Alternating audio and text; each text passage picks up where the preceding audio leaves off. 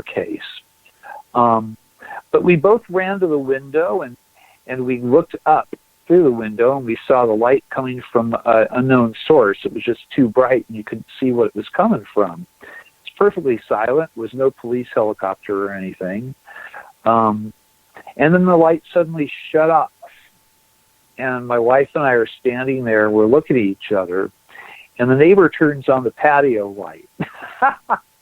Now, I often wonder, I never had the guts to go over there and knock. Did you see anything the other night? Because we didn't know that neighbor. But they turned the patio light, and the same thing came into my mind and my wife's mind at the same time. Oh, it was just the patio light. And we both look at each other, we're laughing, and we're shaking our heads, and we're going, that wasn't the patio light. Or it was like our room was completely lit up, But I guess that was just, the excuse that they gave us conveniently if we wanted to talk it away. I think that it's sort of like animals in an animal sanctuary where they want the animals to live as normally as possible and to be in their own habitat. I think that they're interested in us for some reason, and we get entities of all stripes. I mean, some seem very malevolent. The Marine gentleman whose case I closed recently, for him, he didn't see any good thing in there. They wanted to steal his soul. I know other people where they've been cured from cancer, for God's sake. There's one guy who is full-on leukemia. He had a big giant lump on the side of his neck, and he had a visit, and the lump went away. Nobody could explain it. So I don't know that they're malevolent, and I don't know that they're benevolent either. I think they're like us. Well, you know they're what? Part of God's creation. But we could be looking at different humanoids from different places. So you this like our own country, our own world. You could have whatever the visitors coming that maybe aren't friendly towards humans. Then you might have ones that are, and then you have some are neutral. Because, again, for these years, I've heard some really scary stuff. Terry Lovelace. Terry. He can't go to bed at night. He has to have a loaded gun next to his bed and a flashlight because he's paranoid. Yeah. He's not the only one I've talked to. It said the same thing. They're scared. Now, those people have had bad experiences. Calvin Parker, he right out of his mouth numerous times, he says that they're evil. Now, again, maybe we're dealing with different entities from different places. So, again, we don't know. We just don't know what's going on. But there is the cattle mutilation going on. I don't understand why they have to mutilate animals for thousands of years. We have human mutilations going on off and on. Why do they have to keep doing that? I mean, it would be something if they did it once or twice to figure out what, they need. They wouldn't have to continually going and do it over and over again. That's the part I'm really, Earl, am puzzled. So we're looking at maybe a couple different groups of whatever they are. So, yeah, maybe there's some out there. It's just curious about us. And if they find something wrong with you, they fix you at the same time and then return you. How about the people and I'm going to use Terry Lovelace. I can mention other people, but when they were on that craft, they noticed other people that, they didn't get returned. They went bye-bye. So we have all these amount of people are vanishing in our country each year that the FBI doesn't know where they go, what happened to them. And not just our country, it's happening in Canada, it's happening all around the world. People are vanishing every year. Where are they going? They're not going to see their aunt, Bertha, the nudist camp. Well, it's not all Reese's Pieces, as my friend Jeff Krause likes to say, and I give him that quote. And it's not all Reese's Pieces, and it's not all E.T. phone home and sweetness, but it's not all evil either, though. I mean, I hear the opposite all the time too. I mean, it just. But I think it's a mixed bag. I think that humans are a mixed bag. I don't know that if I were on another planet, I don't know that I would want to meet us, quite honestly. I don't think so. We'd probably do similar stuff, Well, we have. mean, if they don't look like us. Look what we have done. Look what the Nazis did. Yeah. The experimenting. Cortez. Yeah, Cortez. Coming to the New World, even Columbus, I mean, we don't want to diss everybody in our history, but, Columbus was not necessarily a nice guy. He was trying to make a fortune, and there's nothing wrong with making money, but when it's at the, it's denigrating somebody else and making life miserable for them, it's not a good thing. So, I mean, I think there's a lot to learn from the phenomenon. I don't think it's all malevolent. I don't think it's all benevolent either. I think that it's a mixed bag. And, I agree. And but it's there and it's real. That's for sure. It's very real. Now, I got an acquaintance that it claims that their best friend can go out anywhere, point at the sky, and a UFO appears. Now, he claims that he's seen it happen numerous times, and he even goes as so much as that person can take their finger and go this way, and this way, and the UFO will do that. I'm sorry that it's you know what? No. I agree with that. Thank you. We don't get to control them. They're in control. That's ridiculous. I mean, it's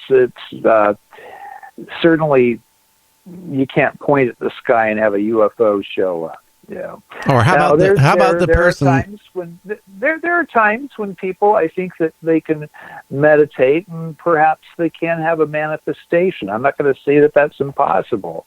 I was meditating and asking to be abducted, and it happened. So, but I was working really hard at that, and I think I was being shown something when it happened, and it wasn't what I was expecting. When I became a UFO investigator, I thought I was going to be seeing interstellar hot rods and stuff. I thought that I was going to be, investigating, cool-looking spaceships, and that's not what it's about. It's about something deeper than that. It's about the human soul. It's about us, really. And I think that we're being visited for a reason. I think that we're a race that has some fallibilities that we have to work on. And do you think it's the Shaolin monk that slaps you in the back with a stick? Yeah, numerous times. Now, do you feel that we're a dying race, and maybe that's why they're coming here and more high? Because I don't know if you've noticed. In all the years I've been doing, talk radio. Now, UFOs didn't start coming in my scene to the mid-'80s, and that's when they slowly started creeping in because people were scared to talk about it, various reasons. But it seems like every September, reportings for UFOs dry up, die. Peter Davenport's been on my show, probably 4 or 5 times during the last 2 years. Says the same thing. Around September, they start slowing down. It isn't slowing down this year for some reason. What do you think? Yeah, I'm not sure. I hope we're not a dying breed. I think we're being warned about certain things. I think we're ignoring the warnings, and that's troubling. But I don't know. The old Star Trek Prime Directive. Obviously, our visitors aren't applying that because they're pulling people out of their bedrooms and taking them up through the ceiling into their craft and stuff, and they're certainly messing with humans. So it isn't a hands-off scenario like the Prime Directive. But yet, I still hear people saying this often that, they can do what they can do, but they can't completely take over, that we're sort of the masters of our own reality. And so I think there's a lot to learn here. I love where Whitley has gone with it, because it's not all nuts and bolts. Yeah, but have you noticed he's changed? Oh, yeah. When he was, did you listen to him when he was on our show back about 3 weeks ago? I haven't had a chance to listen to that, but I know where he's gone with his feelings about the phenomenon. And a lot of us are going that way. A lot of it has to do with our souls, and it has to do with our humanity. And we're sort of being, we're having a mirror put in front of our faces, and we're being forced to look at ourselves. Now, and that's going on a lot. Now, he's changed again. Now, his newest one is that they're trying to communicate with us, the people that have the implants. Now, James, you explained it better than I did. How do you remember what he said? Yeah, he said that he's found that, well, in his opinion, that they're communicating with him through synchronicity. In other words, he will ask a question, and within the next day or two, he'll read something on the computer or in a book or a billboard, and the answer will be there through synchronicities. That's what he's found, and he thinks that they're doing that through the chip that is in near his ear. He believes that's his opinion. Yeah, he just wrote a new book about it, and that's what synchronicity is how my entities seem to communicate with me as well. So, I mean, it's synchronicity. Carl Jung came up with a word, and it means a meaningful coincidence. And it does seem like our visitors do communicate through meaningful coincidences. I'll be thinking about some abstract thing, and I'll get a case through MUFON, and suddenly the person is telling me what I've been thinking about the last week. That's a synchronicity. And it seems to happen a lot. And I think that it is a symptom of alien contact. And it doesn't seem like it's a malevolent thing. It seems like it's more of a, that we're being taught something. But it's just the strangest phenomena. I can't tell you that I understand it.